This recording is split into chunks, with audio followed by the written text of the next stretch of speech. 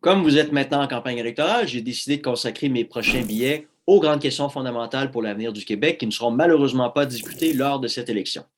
Cette semaine, l'état de santé des Québécois. Ce billet est en quelque sorte une suite à celui de la semaine dernière que je consacrais à la démographie au Québec. Donc, nous savons maintenant suffisamment de choses. Nous avons maintenant assez de recul sur la pandémie de COVID pour avoir un regard plus objectif et moins émotif sur ce virus. Les statistiques sont claires et référencées, d'où la raison pour laquelle ce texte est disponible sous le vidéo pour que vous puissiez avoir accès aux données que j'évoque. On ne pourra donc pas m'accuser de complotisme. Donc, l'âge est un facteur d'hospitalisation et de mortalité.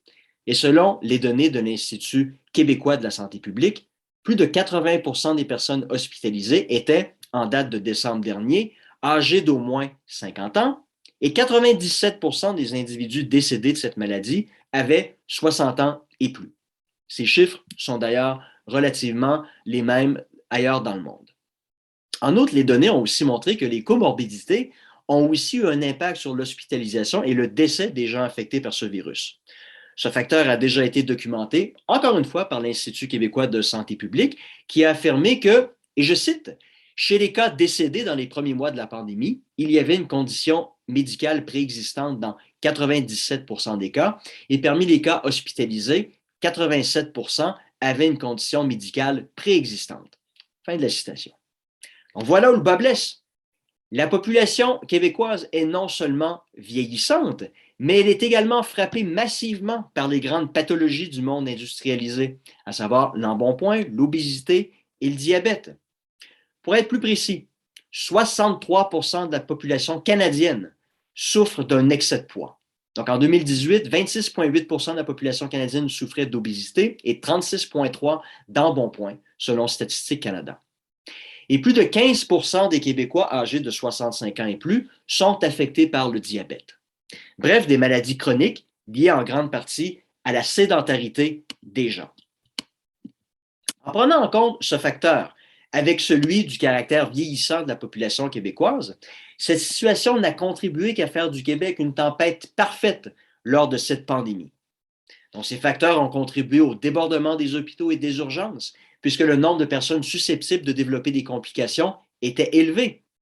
Oui, la pandémie a créé cette pression sur les soins de santé, mais si rien ne change, et si au contraire la situation ne fait que s'accentuer, le nombre de Québécois qui nécessiteront des soins dans l'avenir risque de transformer l'exception pandémique dans les hôpitaux en réalité de tous les jours. Encore une fois, cette pression ne sera pas soutenable et les hôpitaux devront faire des choix sur la priorisation des cas à traiter urgemment et ceux qui devront attendre. Si on peut freiner le vieillissement de la population, on peut au moins, au contraire, faire quelque chose pour la santé générale des Québécois. Revaloriser le sport dans les écoles pour faire de l'activité physique une partie normale et intégrante du mode de vie des gens est donc essentiel. Or, qu'en est-il? En 2012, Pauline Marois, qui était alors première ministre, annonçait en grande pompe son intention de faire du Québec ni plus ni moins que la société la plus en forme du monde. Comme pour bien d'autres promesses, les actions n'ont malheureusement pas suivi ces belles paroles. Donc, le Québec recommande aux écoles primaires d'offrir un minimum de 2 heures de cours d'éducation physique par semaine, ce qui est déjà bien peu. Chiffre que seulement les 2 tiers des écoles primaires du Québec sont en mesure de respecter.